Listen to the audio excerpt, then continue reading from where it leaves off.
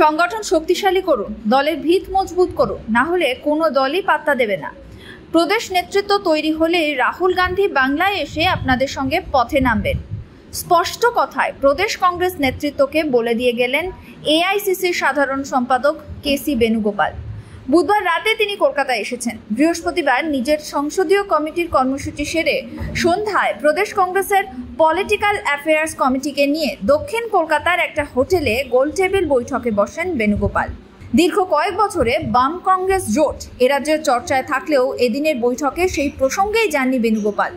বারবার সংগঠনকে রাজ্য জুড়ে মজবুত করার বার্তা দিয়েছেন। সব রকম প্রতিকূল পরিস্থিতিতে প্রতিটা বুথে দলকে এক প্রকার একা লড়াইয়ের মানসিকতা রেখে শক্তিশালী হওয়ার প্রস্তুতি নিতে বলে গেলেন তিনি। প্রদেশ নেতৃত্বের দাবি ছিল রাহুল গান্ধী এবার কলকাতায় আসুন, রাজ্য জুড়ে তাকে নিয়ে কর্মসূচি দেওয়া হোক।